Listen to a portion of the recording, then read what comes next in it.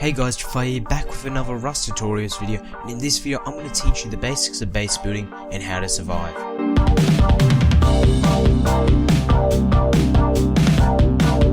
What you want to do before actually building the base is gather the resources that you will need, such as a lot of wood and stones. That is the materials you will need. From the materials last time or last video we talked about, you'll still need the low grade fuel, a lot of cloth, and all this stuff to create some things that will help you make your base. But you still want to gather a lot of wood and stone because you will need it to upgrade and actually build your base. What you will need to do though after you've gathered the wood and stones is build a hammer and a building plane. For a building plane you will need to craft paper, which is 100 wood, and you will need to craft a hammer, which is another 100 wood. So it's quite cheap to actually build the tools that are requiring to build a base, but for the actual base you will need a lot of materials. Once you do have the paper, then you can craft that building planner and we are almost ready to build. Once you have the building planner, you will need to get familiar with the building wheel, which is what I call it. It's where everything you can build is right in this wheel. You can craft a foundation, doorways, walls, ceilings, roofs, everything you will need to build your base.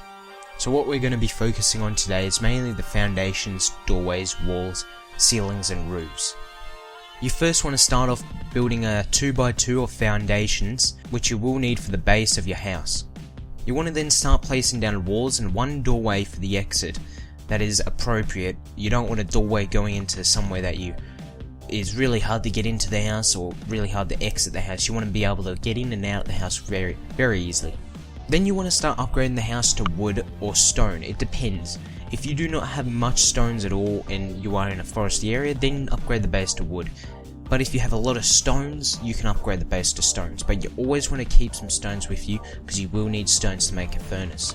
Next you want to place a ceiling on your house. This could either be two types of ceilings, such as a roof and a floor.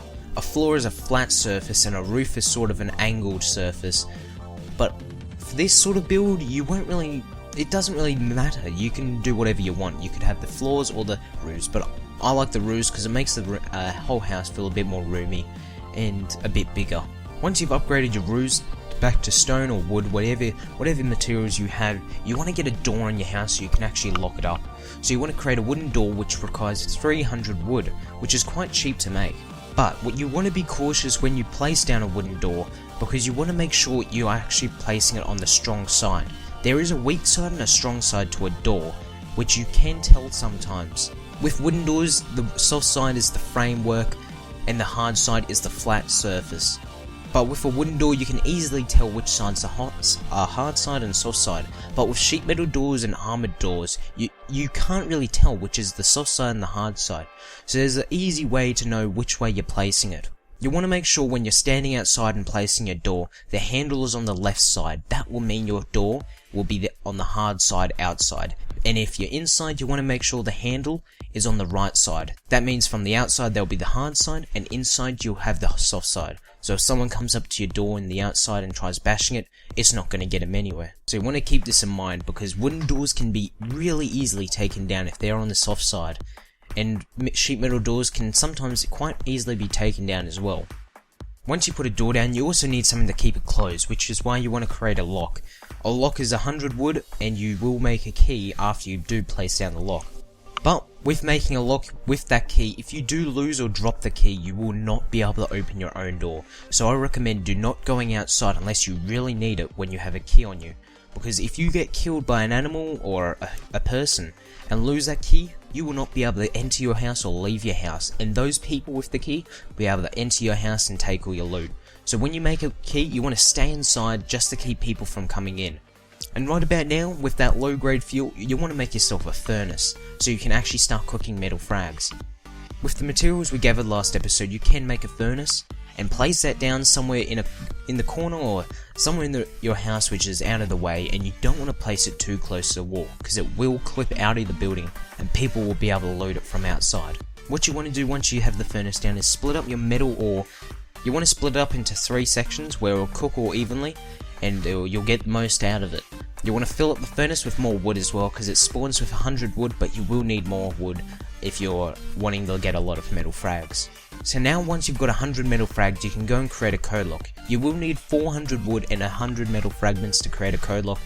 But once you create a code lock, you can remove that key or the lock with your key and replace the door with a code lock. So you'll be able to enter and exit your base knowing you'll be safe if you die or get killed by someone, because they won't be able to get in because they won't know your code lock. Now that you're all safe in your base, you can make a sleeping bag now, so if you do die, you'll be able to spawn back in your base and not spawn on the coast being lost or not knowing where they go. Sleeping bags require 100 wood and 30 cloth. This is why you really need cloth in the game, because you will need it to require building a lot of stuff in the game. With sleeping bags, you can name them so you will know where you're going to spawn, and you can also give them to a friend as well.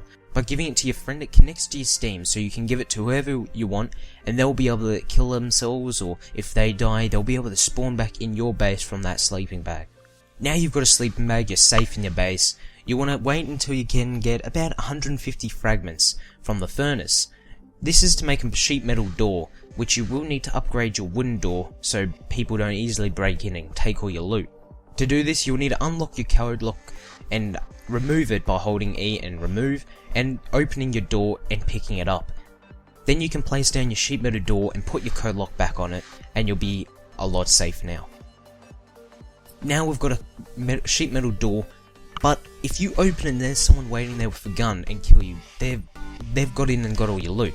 So you want to make an airlock, which is really easy to do. You just place another block or foundation in front of your door and make another little 1x1 room where you can put a door at the end of it, so if you are running back to your house and do open your door, they're not going to be able to rush in and get all your loot.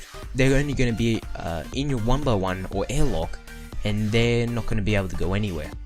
So this has made your base a lot more safe now, and now you're ready to tackle really anything. But before you go out tackling the world and killing everyone you want, you have to make yourself a tool cupboard in your house. By doing this will prevent people from building around you and griefing your base or building up onto your roof, doing stuff like that. So you want to make a tool cupboard really quite fast, because if someone comes over and makes their own tool cupboard and places it down in a little house they build right next to you, they will own your house as well, so they'll be able to grief it and all this stuff. So you want to get your own tool cupboard down in your house. Tool cupboards also allow it so if you place down a block wrong or foundation or wall wrong, you will be able to demolish it, saving some time bashing it at your own wall and destroying it. Like I said about doors having a soft side before, doorways also have a soft side as well, so you want to be cautious of that. As you can see, all the doorways here are on the soft side, so you don't want to put them on this side. On a wood side, you can tell quite easily what's the soft side and the hard side doorway by saying which way the logs go. You want the soft side or the smooth side of the wood doorway on the inside of your house, and you want the rounded logs on the outside, which is the hard side. And for stone, you can see as well which is the soft side and which is the hard side.